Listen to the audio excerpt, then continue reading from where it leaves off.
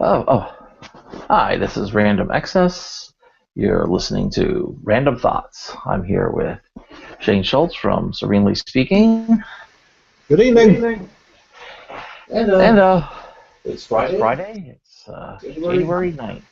Did I get that Did I right? get it right? You did get that right, and it is 2015. And we're moving right along into the year. Uh, been playing around with the uh, the tools that we use to pull the show off. One of the tools that we're introducing here is the fan webpage, the Random Thoughts with Random Access fan webpage on Facebook. And you can find that on Facebook with Random Thoughts with Random Access. Like the page, share it with your friends. Some of the news stories that really kind of click something with me, either get some sort of emotional reaction out of me or whatever. I'll be linking to those on that page. My thought is to kind of use this forum to discuss why it was I chose to post those. But on the before that, you'd have a chance to sort of read the articles, see them yourself. Maybe you'll learn something. Maybe you won't. If nothing else, you'll learn what kind of things get a reaction out of me. But I try to post a wide variety of interesting articles on Facebook, so we'll get access to those. The Facebook fan page is also linked to the Twitter account, Random Access on Twitter. And so if you follow us on Twitter, follow me on Twitter, you're going to get my Twitter stream. So anything I post to the fan page will automatically get sent to the Twitter stream. Plus just other things I will just go to the Twitter stream rather than stick on the Random Access, Random Thoughts fan page. I'll post directly to the Twitter. So that'll be working together. And we also have introduced our feedback line, the Random Thoughts feedback. The phone will have a message, so you can leave a message if you call when the phone lines aren't open. But the phone lines will be open every day from weekdays 3 p.m. to 4 p.m. and weekends from 3 p.m. to 5 p.m. And then every night, 11 p.m. to midnight, the after show feedback. You watch the show at 10 and you've got some feedback. Give us a call on the feedback line, 15189 666 175. That's 15189 666 175. He came up with a number. Uh, if you don't like that that grouping of numbers, the number is area code 518 in the U.S. Area code 518-966-6175, and the one is the country code for the U.S. Or you can think of it as 15189 666 175. That'll ring through to our Random Thoughts feedback line. Lines will be open between 3 and 4 during the week, 3 and 5 on the weekends, and then every night from 11 to midnight. And you can talk to a live person, probably me. Answer the phone and tell me what's on your mind. Tell me what you think of the show. Tell me what you saw that you didn't like, what you did like. Any feedback. It's a performance feedback revision is the mechanism I'm trying to use to get this learn, improve, share mantra that I have. Learn, improve, share. Learn, improve, share. Well, one way I'm going to have to do that with the show, or one way I want to do that with the show, is this performance feedback revision. And I need the feedback. So with feedback, we can do some revision, and then the performances you'll see each night should change a little bit. If you watch the shows from the last 3 nights, I'm going to go on a limb. I think tonight's going to go pretty well. We're doing 1.5 tonight. Look at 1.3, 1.4, 1.5, and then compare those to some of the stuff that we did earlier. You might notice some differences. Hopefully, we're going to get the audio under control. Hopefully, a lot of that content stuff will be taken care of, hopefully, over time. Yeah, and I think that you definitely have done a lot of work for the show. Linking it to Twitter, linking it to the fan page. I think that it's definitely fan friendly, or follower friendly is probably a better word. And we definitely want feedback. We definitely want to hear constructive criticism. So, you know, we're we got broad shoulders, we can handle it. But rest assured, as you can tell, we're definitely working on things.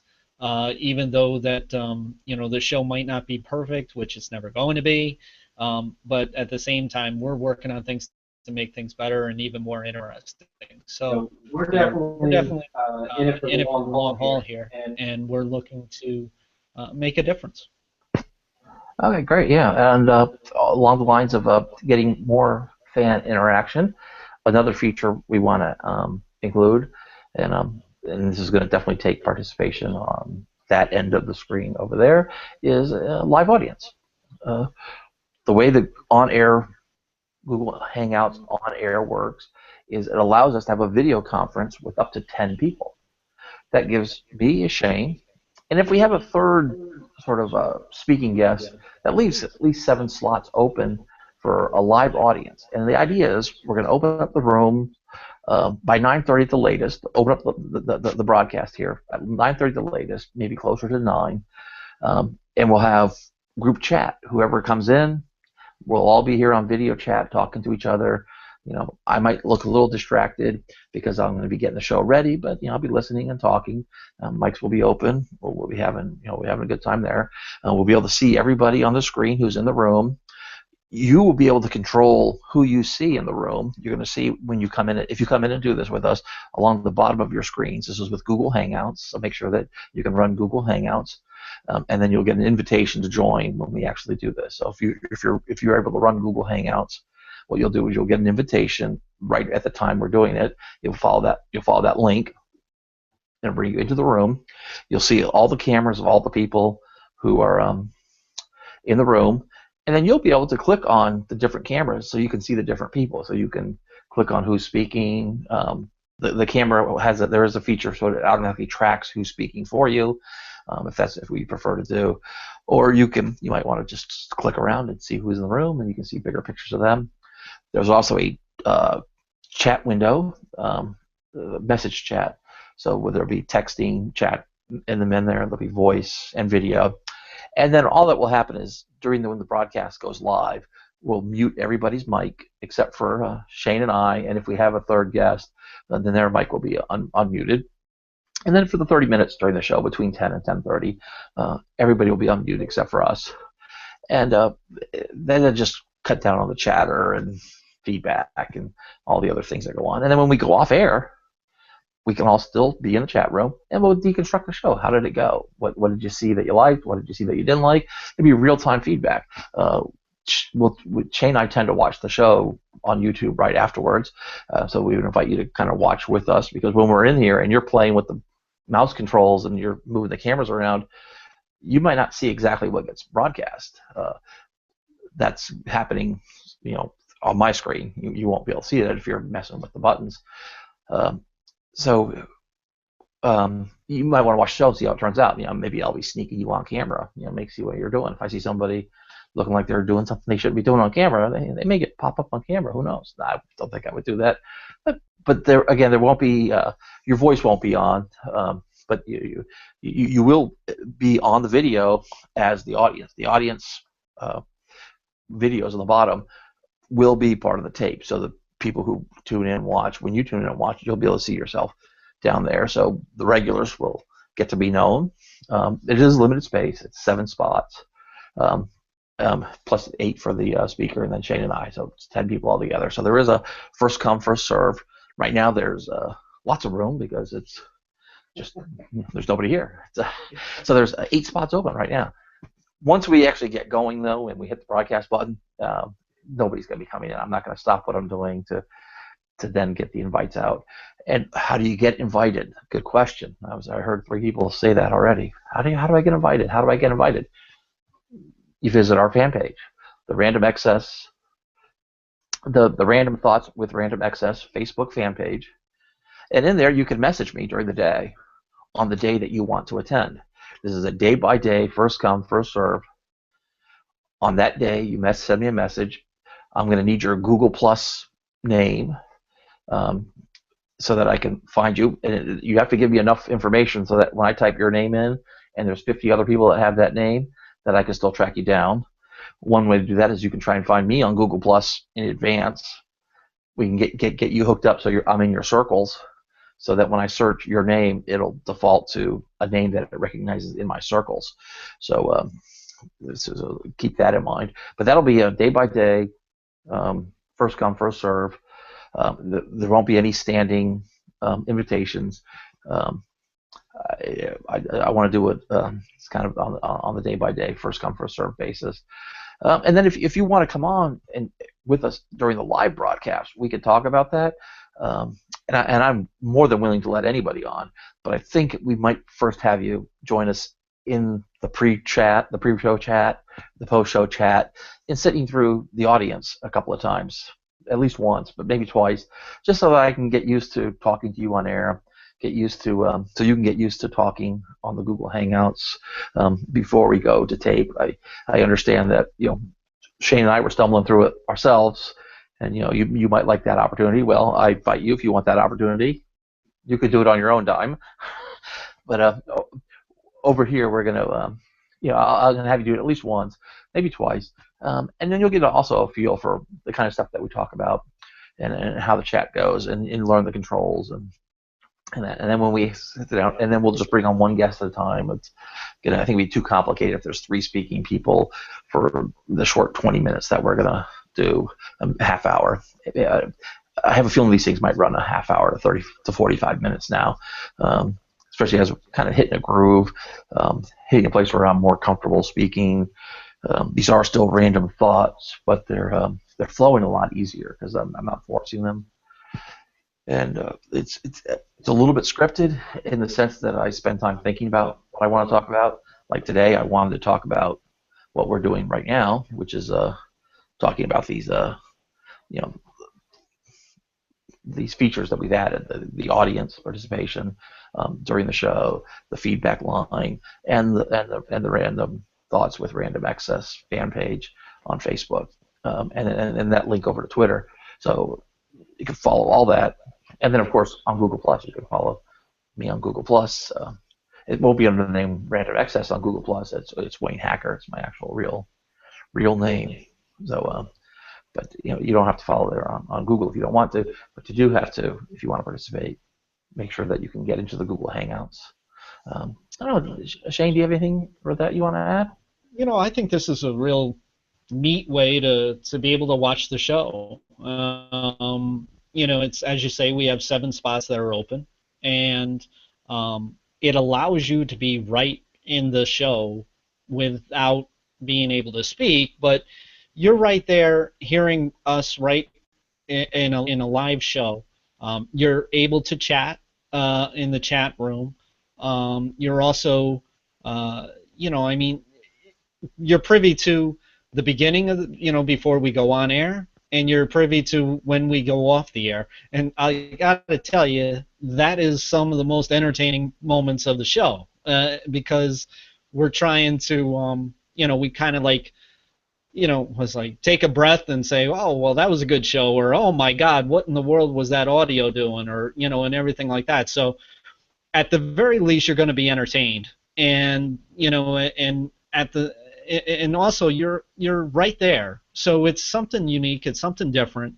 We're not trying to be innovators here. We're just trying to do things in a way that interacts with our followers. It interacts with our listeners, and that's what we want to do. And with the random thoughts concept, but at the same time, we definitely want to hear from you, and we definitely want to hear feedback so that we can make sure that the show is getting better and better. And so I think that it's going to be an exciting time. And between Wayne with Random Access and my company, Serenely Speaking, we're going to have a few announcements that are going to go around, and we're pretty excited about each other's prospects that we're doing. So it definitely is something to get involved in. Yeah, it should be good. I'm looking forward to it. This is starting to come together a little bit for me. It's really starting to get clear in my head what I'm doing here. On day one, what I was doing here and all the moving parts, I had no idea what I was doing. It was, you know, I really had no idea how the parts fit together. It was really, really disorganized. Now I think we've got the mechanics down. I have a really good perspective on what it is that I'm doing and what I want to do and how I want to do it. I've changed my mind a couple of times in the 2 weeks that we've been doing this, but it hasn't been a complete reset. It's just been an evolution. And that's a big theme that I like to think about is evolution. Now it consists of these 3 parts of learn, improve, share. It's performance, feedback, revision. And then the other way I like to say it is mutation, selection, heritability. And that's more your science-minded people might take that way. And there's slight variations between those statements, which I'd like to investigate a little bit sometime. I definitely want to talk about it. It's tied to my concept of 1, 2, 3.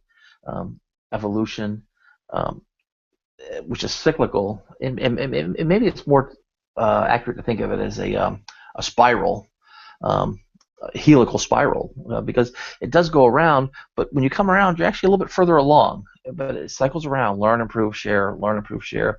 You're not strictly going in a circle because you are moving as you're doing that. So it's very much like a DNA strand. It's a helical cylinder. I don't know, there's probably some word that describes it. We'll let the people out there who worry about those kind of names look it up for me and correct me, which, again, I like to invite you always to correct me when I make a mistake. But I will throw this out here. When I reference things like that, I'm going to make a lot of mistakes when I'm referencing. I'm either going to have misremembered it, misstate it, but ultimately, what I'm trying to convey is the way I feel about the information. And it may be misinformation, but my feelings are still real. They're still valid, even if they're based on misinformation. They are my feelings, and those feelings do affect my thoughts. And so I have to deal with those at that level. And so this is an opportunity to sort of investigate that. And that's true of all of us. I mean, we never get perfect information. There is perfect information out in the universe. In my definition, my view of the universe is just the universe is always speaking and the universe is never lying. That's the perfect information that's out there. There is perfect information out there. I have some sort of access to it. I'm able to tap into it a little bit, but I do it through my perspective. And my perspective controls these other 2 parts where I talk about. I don't always hear the universe, and I don't always believe the universe. And that's my perspective. It's like lenses on my eyes, on the eyes in my mind, as I try to connect to the universe. Some things are going to be blocked for me. I'm not going to see them. Some things are going to be distorted. I'm not going to see them correctly. Some things I'm not going to believe what I'm seeing, so I just reject it outright. So although the universe has perfect information, the universe itself is this perfect evolving entity which is neutral. This is in my view, right? The universe is not out to get me. The universe is not out to make me happy. The universe is not out to tell me what my purpose is. I mean, that's up to me to sort of figure out.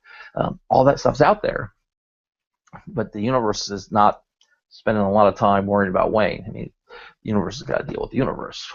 Hundreds of billions of stars in the Milky Way, hundreds of billions of galaxies. There's lots of stuff out there. The universe has to worry about a lot of stuff, and it doesn't worry about any of it because the universe just does what the universe does, and it's never lying, and it's always talking to us. But we got to connect to it through our perspective, and our perspective is these lenses, and they distort how we perceive the universe. So again, just like not having perfect information, misremembering an article, even what we experience in our daily lives, what we see, feel, and touch, it's not going to be 100% accurate. But at the end of the day, while that's important, that's something we can work on. What is important is how those triggers, because that's really kind of what happens with a trigger. There's this triggering event that filters through your perspective.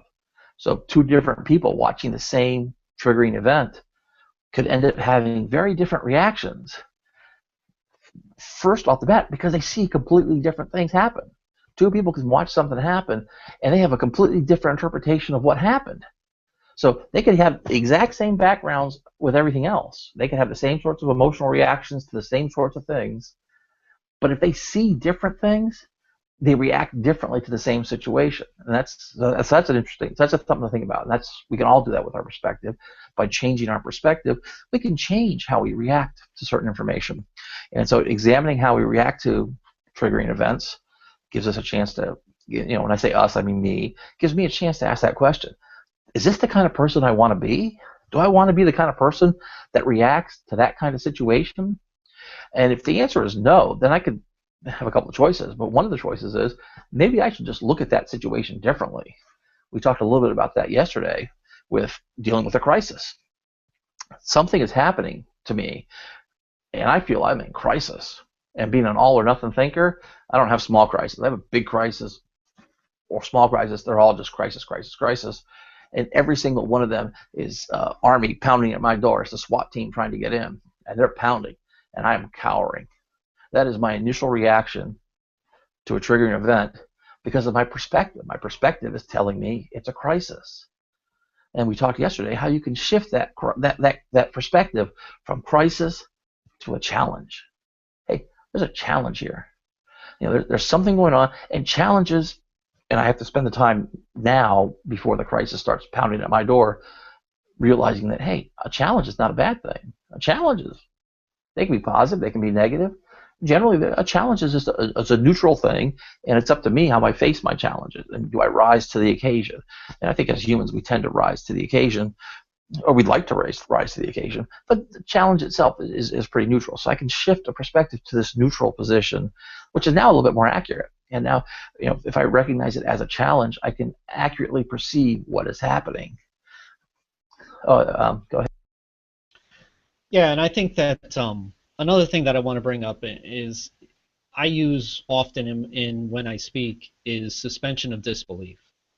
And I think that that's something that really works for this show because we do go through a number of different subjects in a number of different aspects of your belief, my belief, your feeling, my feeling. That's what makes the show work, is because we're looking at it from different points of view. And suspension of disbelief, well, what is that? That's really as simple as it sounds. It's when we suspend or put on hold our first instinct or our inclination to either not believe something or to not trust something. And, in doing that, it allows us to be open. It allows us to learn from a different perspective, from a different point of view.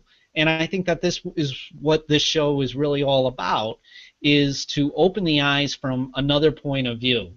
And I think that that's something that, I know I've learned over the years to be very beneficial for me. And I think it'll be beneficial for our followers as well as ourselves.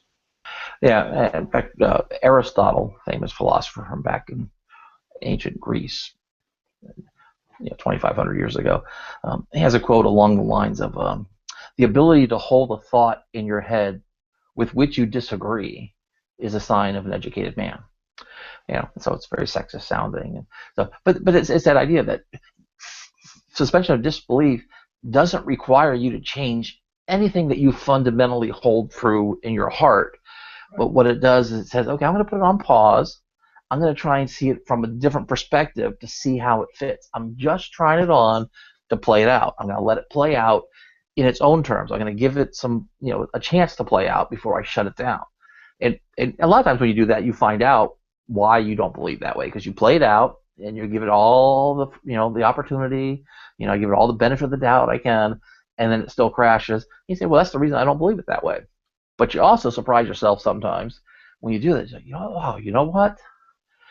Normally I would have rejected that idea first off, but now that I've heard it, now that you've said it a couple of times, and now that I'm thinking about it and I'm giving it a chance, I'm drawn to it a little bit, and that's what, that's a sign that you're educating yourself, is that you're not holding onto these fixed ideas that you never change.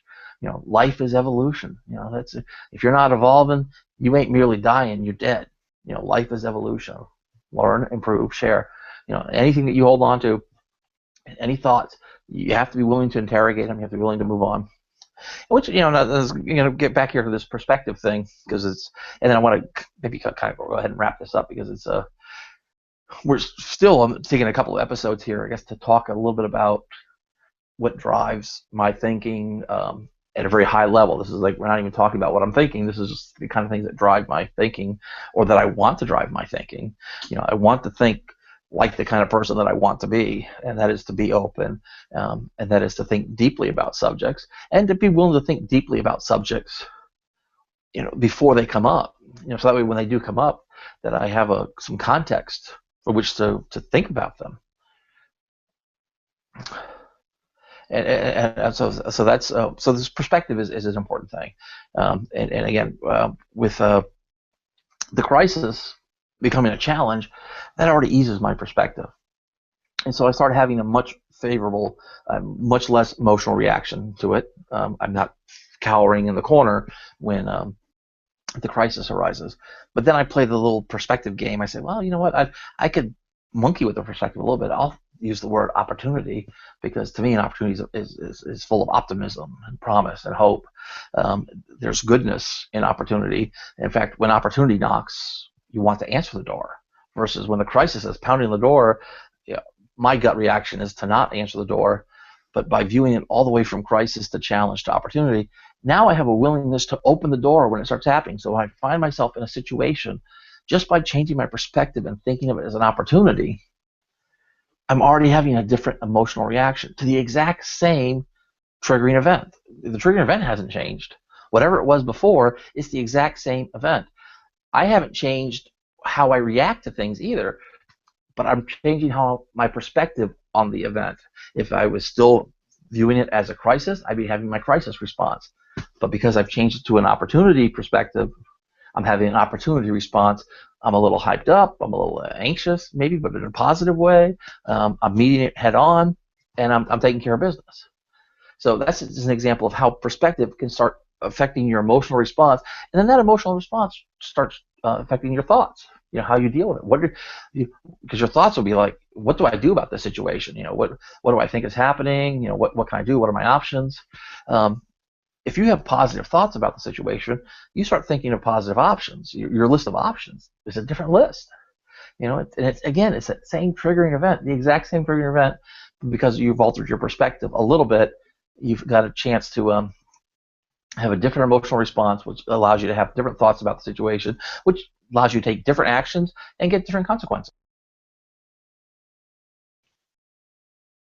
I definitely want to say also is that when we have adversity, that doesn't mean that it's time to shut down.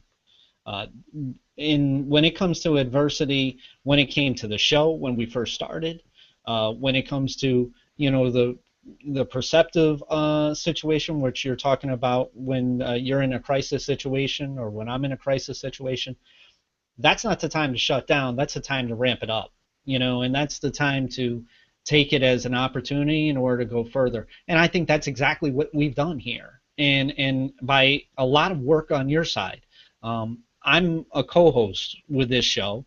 I do value the show, and I do value you. And I'm going to continue to do so right to whenever this goes on. But you yourself have taken this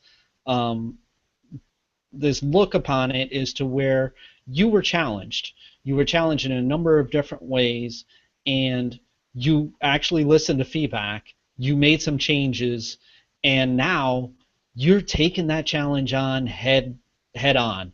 And I'm very proud of you, for one thing. And it's something that you're making this show even better than what I had thought that it was going to be. And and that's where, like I said, adversity does not mean to shut down. It means there's an opportunity. Yeah, and again, maybe I don't know. I don't really want to apologize for make it feel like another lecture night. I think it does take a long time to lay some groundwork. And I think it's important groundwork, but that also, I'll use this is a chance to mention again the opportunity to be in part of the audience. A lot of the chit chat and maybe the more conversation about specific things, we have the time before the show, after the show.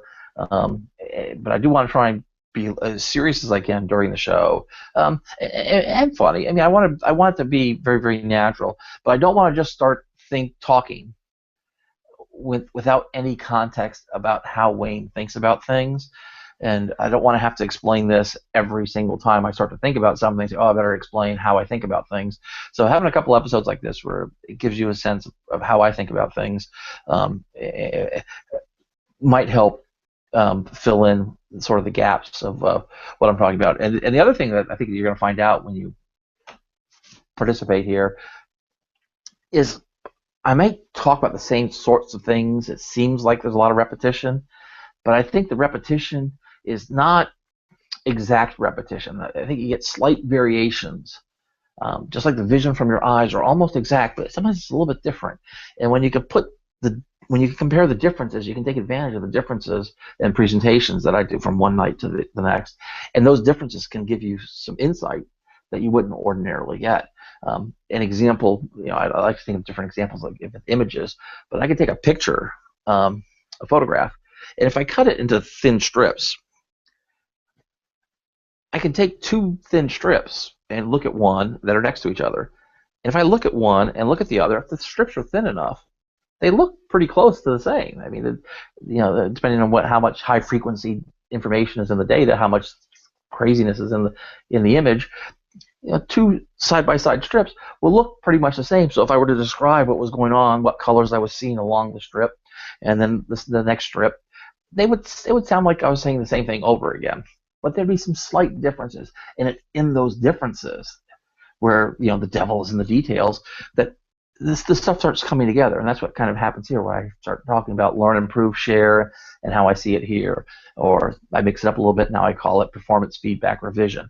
Or now I fix it up again. I call it mutation, selection, and heritability. Those are all talking about evolution, but they're talking about evolution in a slightly different perspective. But when you start hearing them together and separately and seeing how are they different, how are they the same, it puts together I think a more complete picture over time. It's changing perspective is not easy. Maybe I should throw that out there.